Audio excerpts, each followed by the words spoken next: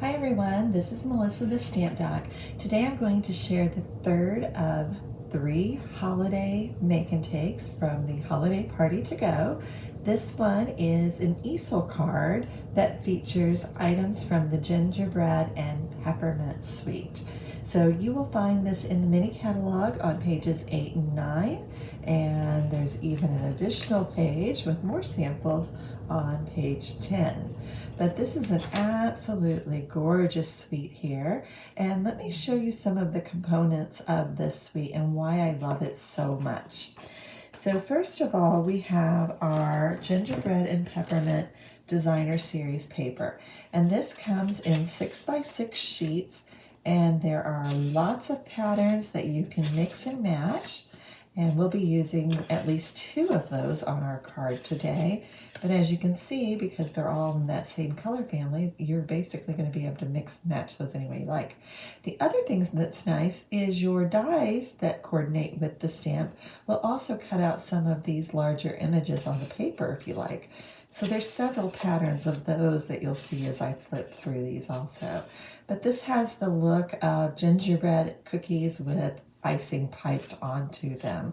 So it's just a really pretty and also kind of an old-fashioned look. I really do like it. The colors in this suite are real red, old olive, I believe is the green, and cinnamon cider and early espresso. So just kind of a warm, lovely Christmas. And almost through them. That's what I mean. There's so many patterns in this.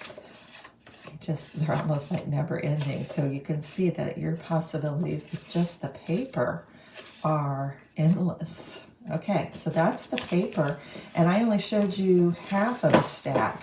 So you actually get double that amount when you order the paper pack.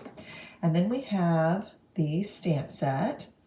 And it's got some really cute little sayings. You're the icing to my gingerbread, sending you peppermint kisses. It's just really sweet. And then we have our die set.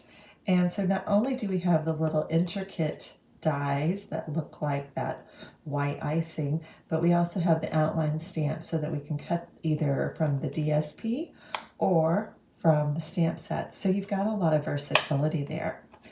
The other thing I love about this is you can use these dies with your mini Stampin' Cut and Emboss machine. So all of them will fit in here. So if you are just getting into card making or don't have a lot of space, the mini Stampin' Cut and Emboss machine is great, and all of the dies from this will work great through here. So I did my die cutting beforehand today, so I'm not going to show it to you, but I just wanted to let you know how simple it is. But this one actually comes with a number 1 plate, then you have 2 clear plates, and all you're doing is sandwiching between those. So it's really super easy to use, and like I said, it takes up so much less space. And just for those that don't know, it does close up for really easy storage. So this is a great item to even get during celebration. It's $60, and so that already qualifies you for a free celebration item. So let me show you what I sent everyone in their make and take packets. So for those that are new, at least once a year I do a party to go where you can order a packet online and I will send you the supplies for make and takes. So if you're interested in that, be sure you get on my email newsletter list, and that way you'll be one of the first notified the next time that I do that. So I began with a piece of real red cardstock, and I cut it to 4 1/4 by 11. So that's a half sheet cut lengthwise. And then I've scored it at 2 3/4 and 5 1/2. So everyone got a piece of the real red in their kit, and then a piece of basic white that is 4 inches by 5 1/4. And then you're going to get 2 pieces of that beautiful designer series paper, and you can use whichever side or patterns that you want to use, but these each measure 2 1/2 inches by 4.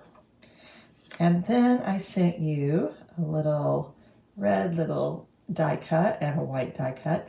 These are going to get put together in order to create a little peppermint. And then I sent you a snowflake die cut. Now you may have to remove some of the pieces within that to get this to work, but that shouldn't take you too much time. And then the outline piece also. But I wanted to show you, if you order this set, you can also do the little bell. There's an ornament. And I cut this back piece out of cinnamon cider, and then the white is in basic white. And then I'm going to show you how I created this look. So you can see it looks just a little bit different, but I wanted this to look like a cookie, like an actual edible cookie. So what I did, I'm going to just scoot these aside, is I used some early espresso ink, since that is one of the coordinating colors, and my blending brush. And I'm just going to tap it on there. And what I want to do is just kind of come around the edges on this and put some of that early espresso ink on it. Now I'll show you what it looks like with it and without it, and that way you can decide which way you want to do it. But I did most of my sample cards without it, and I really like it with. So also, while I have that early espresso ink out, I'm going to go ahead and stamp one of the greetings from this stamp set. Now I know in your kit there aren't any stamps included, so you feel free to stamp whatever you have on hand to finish off your card. But I'm just going to stamp "You're the icing to my gingerbread" at the bottom of this basic white piece, so that I get all my inky stuff out of the way. And now I'm just ready to put this all together. So I'm going to start, I'm going to use my glue here, my multi-purpose liquid glue. And I'm going to put just a little bit on this thing here. Let's see, I think it's going to be a little clogged this morning. Probably little glue boogers get on those, so I have trouble with that. All right, we don't want a big glue booger. Here we go. So we just need a little on there. Okay. And I'm going to put that on that white piece. So that's just a white circle. And there's multiple sizes of these little peppermints that you can create. So you can do tons of those if you wanted to. I'm going to just start putting a little bit of that glue on the back of my designer series paper.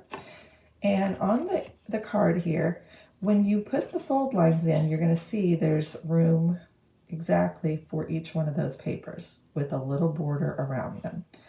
So I'm going to put that one there, and I'm going to put this one up at the top.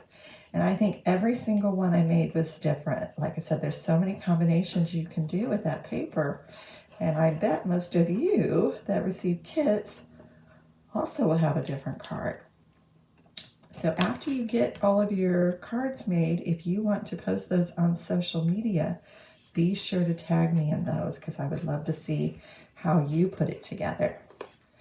And then I'm going to put a little bit of this on the inside here.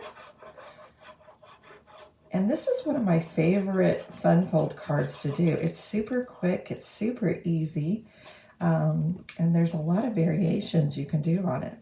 But this is just going on the inside of that real red piece. And then hopefully this little guy's dry. So let me grab some dimensionals. Looks like this piece is getting down to the end. So I'm going to put a dimensional on the back. And this is one thing you don't want to skip on. So I'm going to put it right there. So that's right on the inside. And then what will happen is this card, when the recipient gets it, it will, I'm going to have to fold it the other way here too. It will just latch in to that little peppermint and be up like an easel. So you could decorate that any way you want it, but because that's a make and take that I do on this little kit, I keep it pretty simple. I don't make it too complicated for anyone. I have a lot of brand new people that do simple stuff.